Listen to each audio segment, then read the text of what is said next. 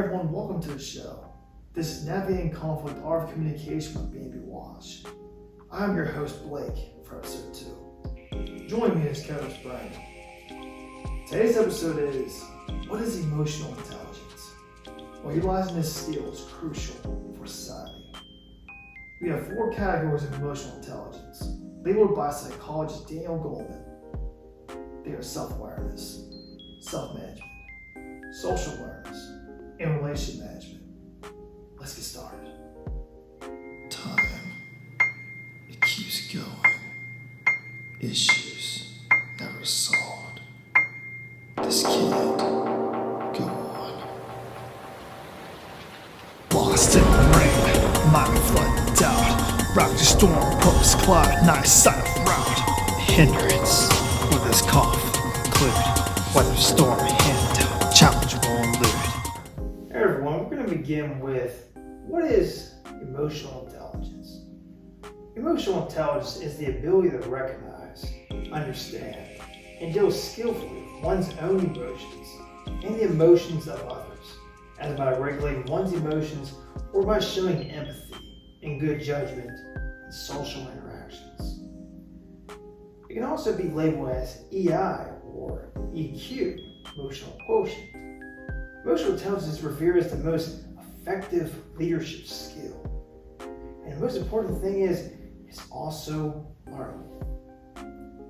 Psychologist Daniel Goleman's 4 domains of emotional intelligence, as Blake stated: self-awareness, self-management, social awareness, and relationship management. We're going to conclude with, how can art strengthen emotional intelligence? I'm going to begin with speaking with self-awareness and then social awareness. Blake's going to pick it up with self-management and then finally relationship management. Now we have something new here for today's episode. We have a timer we're going to set for 10 minutes. We're going to begin this timer right now. Self-awareness, the first domain of emotional intelligence. How does one's own emotions influence thoughts and actions? I like to think of this as, let's say first thing you wake up in the morning. You have daily objectives you want to carry on before you leave out of the house.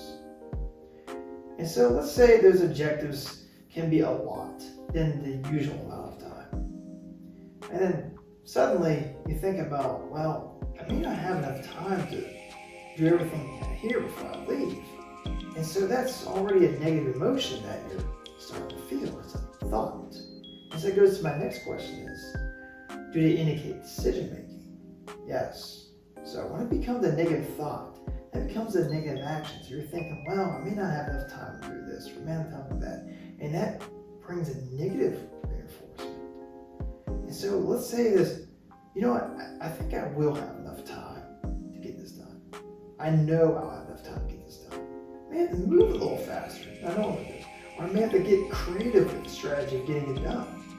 Those can have positive reinforcement, instilling hope, which means is you'll have much better decision making. And then just being aware of that negative emotion, just being aware of that, you can change that. And so lastly, to conclude is, do emotions change often? Yes, they do change often. We're humans, so we're going to feel an array of emotions throughout the entire day. You go from happy to sad, or from feeling anger. These can happen a lot. So just being aware of that situation leads us to the next thing we'll talk about, is self-management. Blake, into you. All right, appreciate it, Brian. Second domain, self-management. Using one's own emotions to make constructive decisions. When stress intensified, is it easy to make a rational decision? To me, no, it's not. So, clarity of mind improves analytical thinking. When you have a lot of analytical thinking, you can see things from different viewpoints. This also goes with making better constructive decisions. Is clarity, emotional accuracy, and communion? You need clarity. And you need the right emotional response. You have a conversation. you have to look at it from a different viewpoint, especially if the conversation goes in all different types of directions. Does emotions control choices? Yes, again. It all depends on how you look at it, and how you control and self-manage one's own emotions. Is it in combination with logical reasoning? Now, if it is, then it's a good decision. Emotional intelligence and logical reasoning together to make concrete, accurate decisions. Now let's talk about social awareness. Brian, take it from here. All right, we're going to begin with social awareness. Social awareness is the ability to interpret and distinguish non-verbal cues. What we talk about is the first question I asked. How does one's presence affect others? We think about a presence. Think about, let's say, a pre-meeting group. Let's talk about a random group, your work presence, school presence. There can be a lot of different types of presence. Now, how does that affect others? And non-verbally as well. Well, others can feel the aura of different individuals. Especially with, let's say, a happy person. They can feel a happy aura from that person. That person's always smiling. And that smiling, let's say in a work setting, can bring positive reinforcement. It uplifts everyone at work. So they end up having a greater day than what they normally have. This is a great thing. But let's just say, and the next question is, how is one's nonverbal cues interpreted on others? So this goes in with what I was saying earlier, but let's just say something negative were to happen. Let's say the happy person is becoming sad all of a sudden. Let's say it lasted a day or even goes up to a week, for example. People can feel that that person's always smiling now has a frown on their face. And so people become worried about the individual. And sometimes that worry can affect like work performance, for example. They can feel that energy, that uplifting aura that that person had suddenly turn into a very mellow or very sad aura. So the next thing I like to talk about is, what are their perceived emotions in conversation? And then is there any empathy? This is going to fall with relationship management. Blake's going to take it over from here. Okay, Blake? Appreciate it, Brian. So the final domain, relationship management, understanding emotions, conflict resolution, influencing others, team player, leadership, tying self-awareness, self-management, and social awareness. How was the interaction? Now this is involved with two or more people. Look at understanding emotions. Are you reading the air? Are you reading the conversation? If it's going well, that means you're doing a good job. Now, if a conflict were to arise, how do you deal with that situation? Are you usually angry? Do you put more fuel on the fire? It's something you don't want. You want to pacify. But mainly is this dealing with conflict resolution. A mutual agreement. That's the end result you want. Influencing others. Are you positive? Are you empowering? Are you uplifting the spirit of others? This is good for relationship management. The people will just say, I like that person. He's great to be around. It makes me feel better. Team player, do you have a collaborative spirit? Do you like working with others? And this falls into leadership. This is the individual persona being a combination of the team player.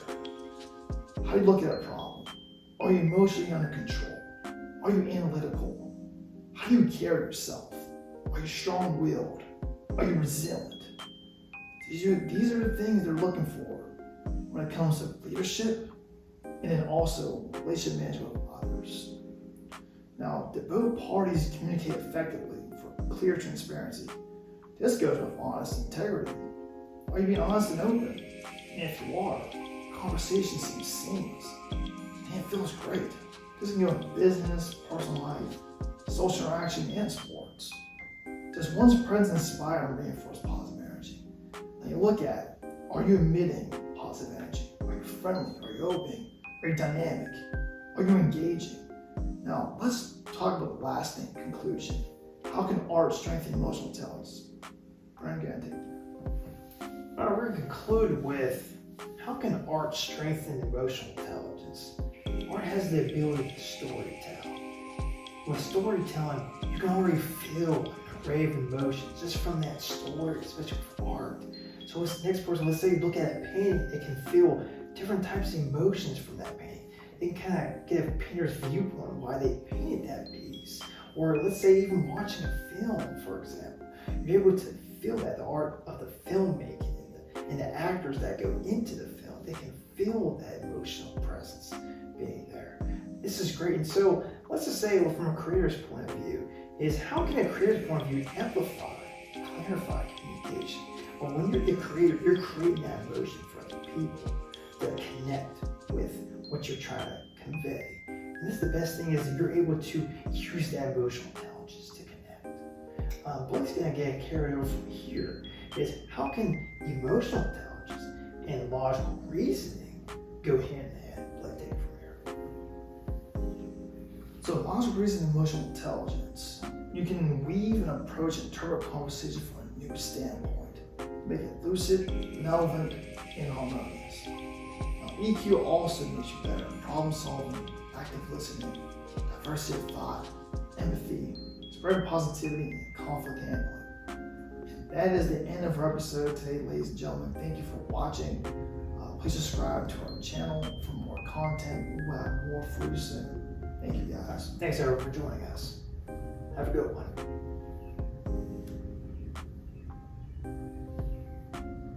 Clarity of mind, renewed purpose, challenges embraced, taking the next step and make a difference. Sunrise, awake new vigor, cast a shadow of doubt, embrace life's rhythm, path laid, falls through command, discipline, forward to expand, reflections, indication of memory, enslaving vitality, grants wisdom, victory, first time. The moment sees